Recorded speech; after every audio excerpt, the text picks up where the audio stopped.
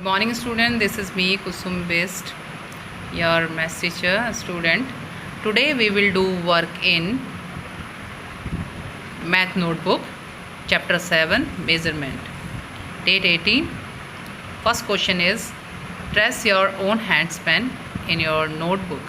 यानी maths notebook में आपको अपना हैंड स्पैन ट्रेस करना है प्रॉपरली फुल पेज पे, नीट एंड क्लीन.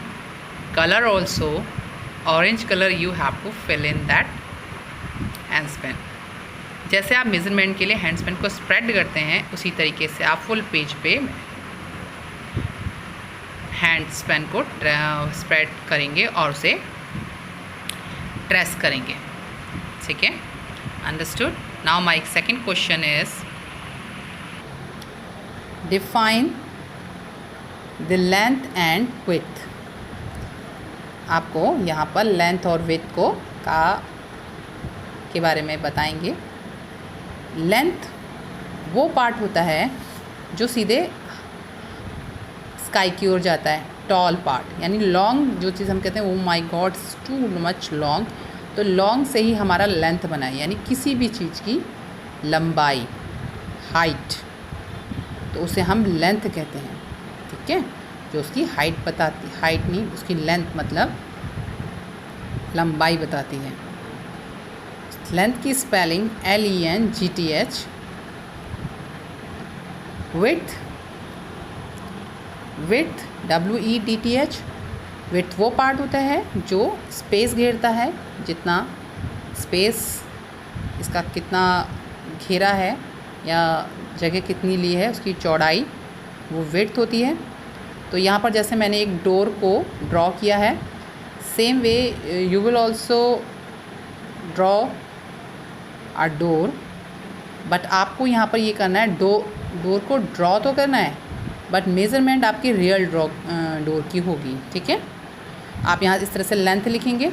लेंथ करने के बाद आपने हैंड पेन से अपने डोर की लेंथ को मेज़र करके यहाँ लिखेंगे और उसकी विड्थ नीचे से उसकी जो स्पेस घेरा है डोर ने वो उसको हैंड स्पैन से मेज़र करके यहाँ लिखेंगे.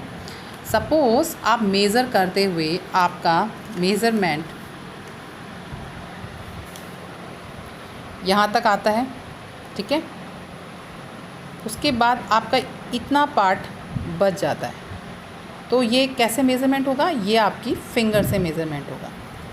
ठीक है, तो जैसे आपने जो भी आपकी फिंगर बची होंगी वो आप यहाँ रखेंगे और आपका सपोज़ यहाँ 12 हैंड स्पैन आपका इसकी लेंथ आई है और इतनी सी ये वाला हिस्सा बच रहा है, तो उस पर 4 फिंगर आप रखेंगे और फिर लिखेंगे 12.4.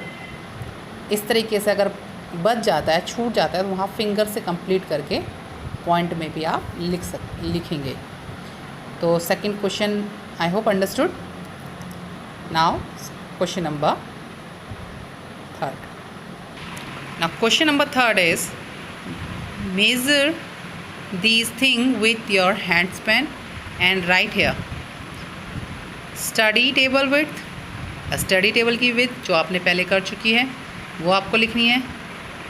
मैथ बुक की लेंथ, या आपकी मैथ बुक है, इसकी जो लेंथ है वो आप अपने हैंड स्पैन से मेज़र करेंगे, वो आपको यहाँ लिखनी है. पेंसिल लेंथ, पेंसिल की लेंथ यानी उसकी हाइट, उस पेंसिल कितनी लंबी है वो आपको बतानी है. कैरम स्पेस कितना घेरता है उसकी विड्थ, उसकी चौड़ाई बतानी है. डोर की लेंथ बतानी है. ठीक है, डोर कितना लंबा है वो आपको यहाँ पर लिखना है. तो यहाँ पर आपके क्वेश्चन कंप्लीट हो गए हैं. तो ये वाला चैप्टर सबको समझ में आ जाना चाहिए, और किसी को फिर प्रॉब्लम होती है तो feel free to ask me. I hope you will be understood and now do your work neat and clean in your notebook. Few students are doing neat and clean work. Very good. Student,